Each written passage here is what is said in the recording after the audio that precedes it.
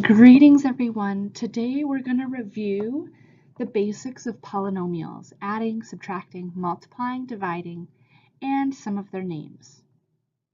Let me know if you have any questions in preparation for the test, but make sure you take that extra time to study using all of the resources available to you on Google Classroom. Let's first explore adding polynomials.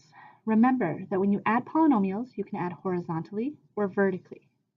No matter which method you choose, remember that you're adding like terms, meaning they have the same variable with the same exponent.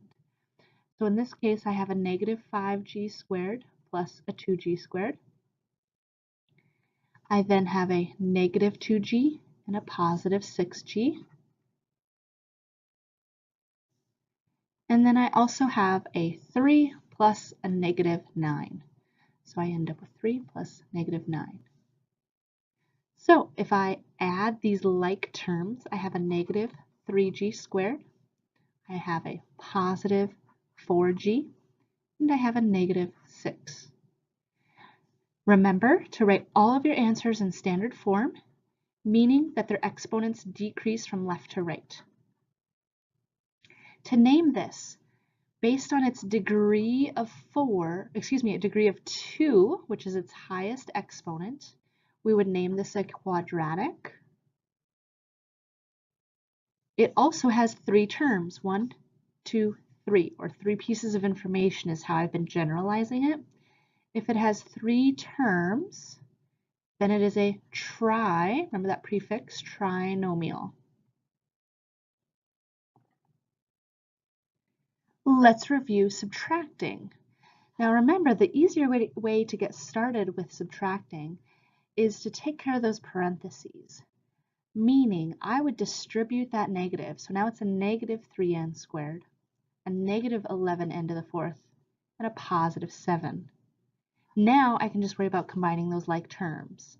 The highest exponent I have is a negative 3n to the 4th and a negative 11n to the 4th. So those are 2 like terms that I'm going to combine. I then have my next highest exponent is 10n squared and negative 3n squared. Now you don't have to write them out like this every time. I'm just making sure to show all my work so that you understand where I'm coming from. I then have just an 8n. There's no other n's to combine with. And I have just a 7 for a constant. So if I combine all these like terms, I have a negative, whoops, I forgot to bring down a little 4 there. There we go. I have a negative 14n to the 4th. I have a positive 7n squared. The 8n has nothing to combine with, and the 7 has nothing to combine with. So now, if I wanted to name this, I have a degree of 4. Remember that if the degree is 4 or higher, we just say what it is. So it's a 4th degree polynomial. As for terms, it has 4 terms. Remember, if it's 4 terms, we just say 4 terms. So I'm not going to have you remember the names for 4 and above. Multiplication. In this case, I have 1 term by 2 terms. So I have a monomial times a binomial. So in this case, you had a few options. You could use distribution, or you could use the box. If you used a box, because it's monomial, it'd be a 1 term by a 2 term. So if we multiply that out, we end up with a positive times a negative, negative z. And when we multiply like variables, we add their exponents. A negative times a negative is a positive. 9 times z squared. Now if I was to name this, I have a degree of 3. So when the degree is 3, we call that cubic. I also have for terms 2 terms, which means it's a remember that prefix, binomial. All right, here I have a binomial times a binomial. So if I have a binomial times a binomial, I can use one of 3 methods. I can use distribution, I can use the box, or I can use FOIL. Okay, so choose the one that makes most sense to you. Remember, if you're going to go towards upper level math distribution, for example, in pre-calc and calc, you really want to get used to distributing. So in this case, if I multiply out, no matter what, I'm going to start off with 4 terms. I'm going to have a 1x times a 3x, so a 3x squared, a x times a negative 4, a negative 2 times a 3x, and a negative 2 times a negative 4. So in this case, now I have to combine like terms, whether it's in the box, whether FOIL, or distribution. You're going to have like terms. So in this case, I have a 3x squared, a negative 10x, and my positive 8. If I name this, I have a degree of 2, which means it's a quadratic. And I have 3 terms. So for 3 terms, remember that prefix, trinomial. All right, here I have a binomial times a trinomial. So in this one, my only options are distribution or the box. This one, I'm going to take a look at the box method. If you would do distribution, please do distribution. It's going to be a 2 by 3 box, so a 2x and a positive 1, a 4x squared, a negative 7x, and a positive 6. Make sure you keep those signs. So if I multiply to get this box, I'd have 8x cubed. I'm multiplying, so I need to add the exponents. Negative 14x squared, a 12x, a 4x squared, a negative 7x, and a 6. If I look at my like terms, I need to combine those like terms. I'm going to do it right in the boxes. So to start off, my highest exponent is 8x cubed. I have a negative 14x squared plus a 4x squared, so a negative 10x squared. I have a 12x minus a 7x. In this case, I'm going to have a positive 5x, and then I'll have a positive 6. If I was to name this, I have a 3rd degree, so it is going to be a cubic function, and it has 4 terms. So we would just say 4 terms.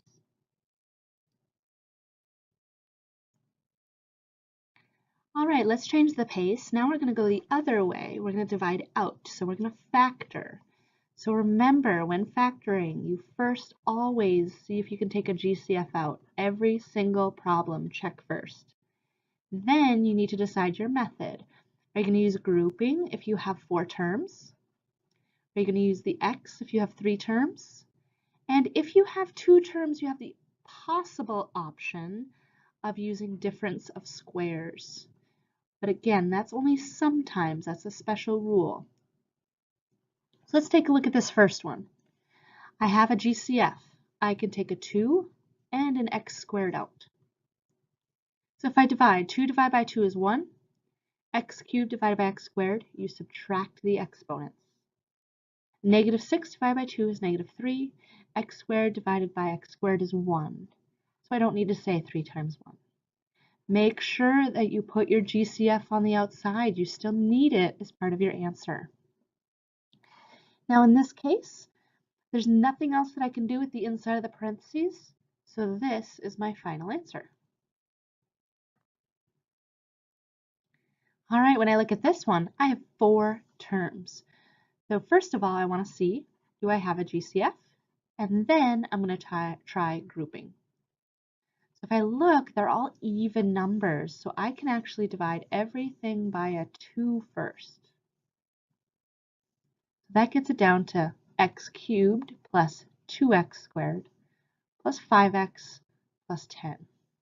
Just keep that 2 sort of off to the side for now. Now I'm going to use my grouping steps. Group the first 2, the last 2. Take a GCF out of the first 2. Take a GCF out of the last 2. If I divide out an x squared, I have an x plus 2. If I divide out a positive 5, I have an x plus 2. Perfect. Here's my first check. I got the same thing twice. So if I have the same thing twice, I divide it out and I write what's remaining, which would be an x squared plus 5. And then I still have that 2 sort of lingering, so I need to bring that back down. Your GCF always is written out front when factoring. Alrighty, on this one, I have 3 terms, so I'm probably going to use the x method, but first I got to check for GCF. So I can divide each of these, again, they're all even. I can divide all of them by 2, which would leave me with a 2x squared, a 5x, and a 3. 6 divided by 2 is 3. Then I'm going to use my x. If I multiply a times c, I get negative 6. If I write my middle term of b, I have 5.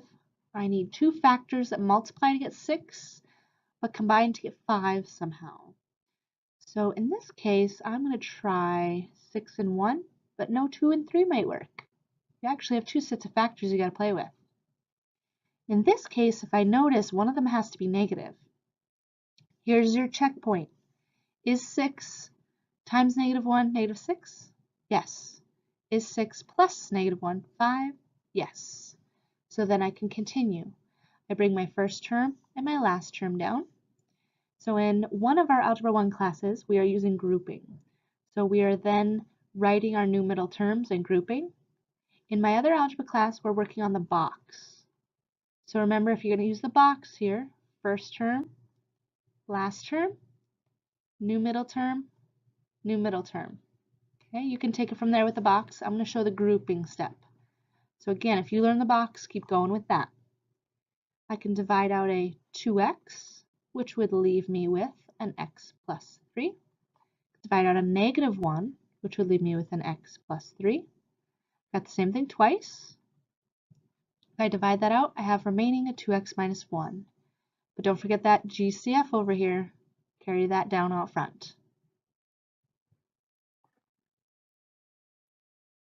All right, let's take a look here. First, check for a GCF.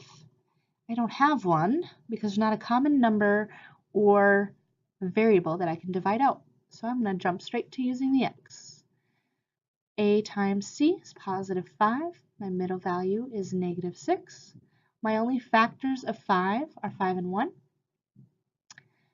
But notice they have to multiply to be positive but add to be negative. So let's check both negatives. Negative 5 times negative 1 is 5. Negative 5 plus negative 1 is negative 6. Now for some of you, you can see the shortcut. Because my leading coefficient is 1, I can jump straight to saying x minus 5, x minus 1. If you need to show your grouping steps, please do so. A negative 5x, a negative 1x, plus 5. Group them. X minus 5, negative 1x minus 5, and we arrive at our solution. If you use the box at this point. First, last, new middle, divide out an x, divide out a 1, divide out an x, divide out a 5. Notice this double negative rule. I'm take out a negative negative, and then I still get to the same answer. So there are 3 pathways that we've worked on in class to get down to that final factored form. Okay, first thing I need to check for is GCF. I can definitely take a 2 out since they're both even. So that leaves me with a 2 on the outside. And x minus, might need to take a second here, but it's going to be 64. So first option is difference of squares. I have a subtraction sign. X times x gets me there, 8 times 8 gets me there. So some of you will recognize that you can jump straight to x plus 8 and x minus 8. Bring that 2 down. For those of you that would like to do the same process every time, then you'd want to do your x, negative 64. Middle term would be 0 because I don't have a b term, which will get me to a positive 8 and a negative 8. If I use grouping, I would show this, factor out,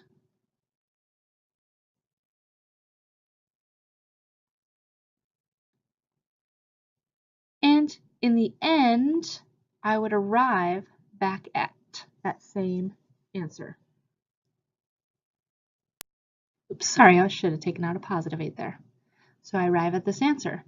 If I use the box method, first term, last term, new middle, new middle. Oops, that should be positive. Take out an x, take out an 8, take out an x, take out a negative 8, still arrive at our answer. So again, multiple pathways. Choose the one that works for you and just stick to it.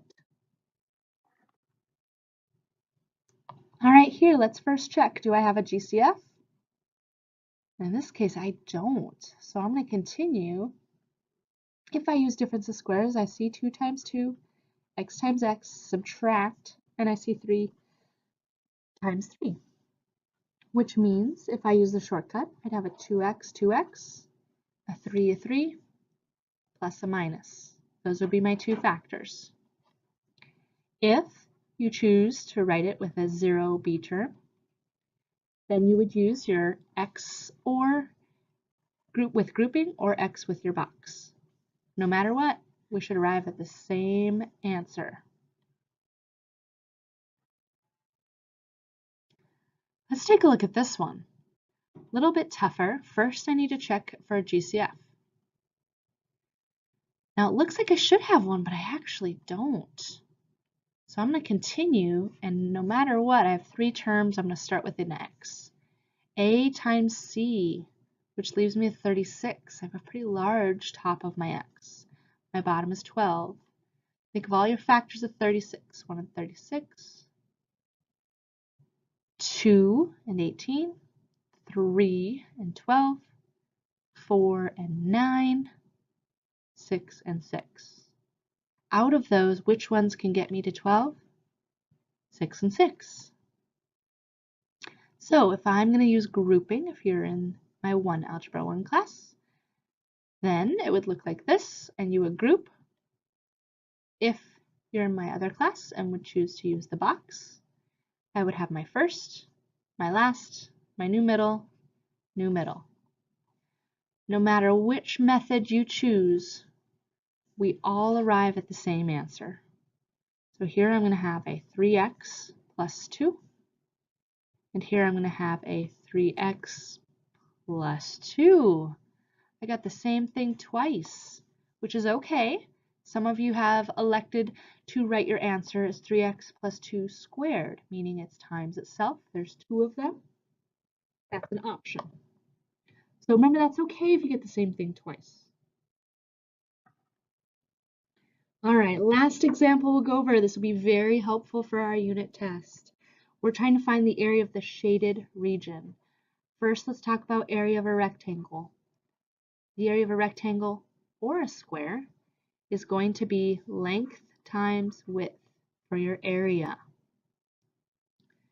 So I actually have 2 rectangles I'm finding here. If I start with the green rectangle, that would be a 2x plus 4 times a 3x plus 6. I'm looking at the white rectangle. That would be a 3x minus 1 and a 2x minus 1. Now if I know the green area and I know the white area and I want just the green shaded area, then I'm going to take those 2 answers and I'm going to subtract them. So now if I do some work, you can choose box, FOIL, or distribution. Let's work on the green one first. No matter which method you choose, maybe pause the video to try it. But if I multiply, I'll end up with 4 terms to begin with.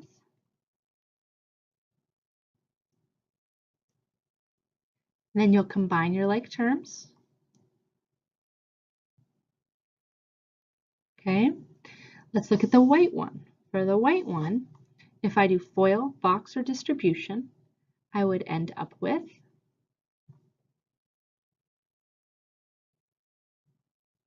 I would have 2 like terms I need to combine.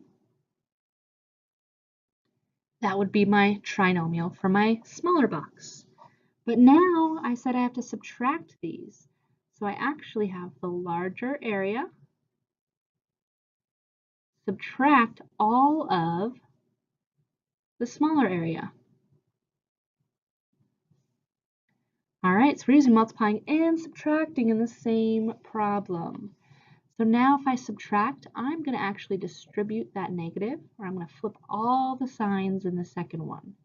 So it's a negative 6x squared, a positive 5x, a positive 1. If I look at my like terms, 6 plus negative 6, or 6 minus 6, cancels. I have a 24x plus a 5x, so a 29x. And I have a 24 plus a 1, so plus 25. So that would be the final area of my shaded region. So again, practice that FOIL box or distribution, practice that subtracting. Let me know if you have any questions, concerns, if you need to meet ahead of the test. But make sure, practice these problems, work on your review worksheet, check out the links on Google Classroom.